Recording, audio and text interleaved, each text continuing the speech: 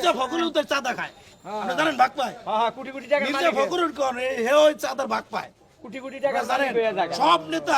সব নেতা চলে চাঁদার টাকা দিয়া। কোন কোনো কাম করে, কোন নেতা কাম করে কইতে পারবে যে আমি কাম করি না ভাই? সব নেতারা খায় চাঁদার টাকা, চাঁদার টাকা খাইয়া সব নেতার সংসার চলে। আর বাচ্চা কাছে পড়ালেখা করে চাঁদার টাকা দিয়া।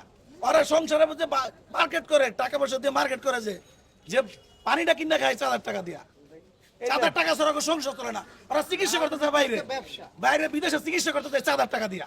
আপনি খোঁজ নিয়ে দেখেন, যত বড় নেতা হোক এই চাঁদার টাকা খাইয়া নেতামি করে। প্রত্যেকটা নেতা চাঁদার টাকা খায়, প্রত্যেকটা কর্মী চাঁদার টাকা খায়। কোন দলে সাদাবাজ থাকবো না বাংলাদেশে। চাঁদার টাকা খাইয়া এরা রাজনীতি করে। দেখো চাঁদা বন্ধ হইলে রাজনীতি কেউ করবে না। চাঁদা বন্ধ হয়ে গেলে রাজনীতি কেউ করবে না। যে ধান্দা নাই রাজনীতি করবো কেন, কাম করে খাই। খোঁজ নিয়ে দেখেন ভালো মতো, চাঁদাবাজি আছে জড়িত। আপনি খোঁজ নিয়ে দেখেন ভালো মতন।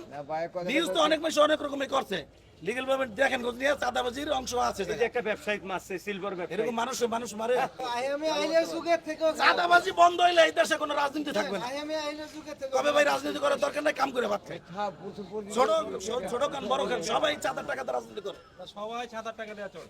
সবাই ওই ফখরুল চাঁদার টাকা খায়। আপনি খোঁজ নিয়ে দেখেন, কিন্তু প্রকাশন ওটা কোটি কোটি টাকার মালিক হয়ে যায়। আপনি সালাউদ্দিন কেতনকে চাঁদার টাকা চলে যাই। ওরা যদি চাঁদাটা বন্ধ করে, ওরা কেউ রাজনীতি করবে না, কোটি কোটি টাকা কেউ রাজনীতি করবে না, আর কোনো অকরঞ্চ হবে না। বর্তমানে চলতেছে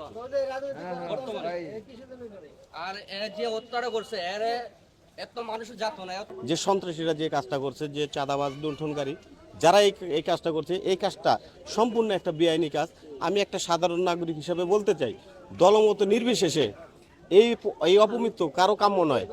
আমরা সাধারণ মানুষ, আমরা হাঁটা চলাফেরা করব, সাধারণ মানুষ ক্ষুদ্র ব্যবসা করব, যাই করি না কেন আমাদের দেশে একটা সার্বভৌমত্ব দেশ।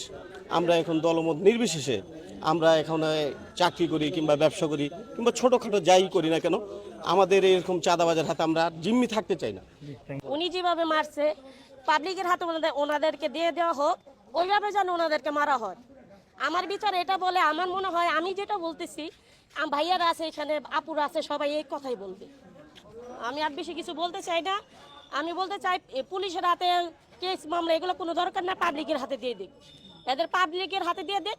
ওইভাবে যেন ওই যেভাবে মৃত্যুটা দিচ্ছে ওই ভাইয়াকে, এইভাবে যেন ওর মৃত্যুটা হয়। ভাই আপনারা কি বলেন? আসসালামু আলাইকুম।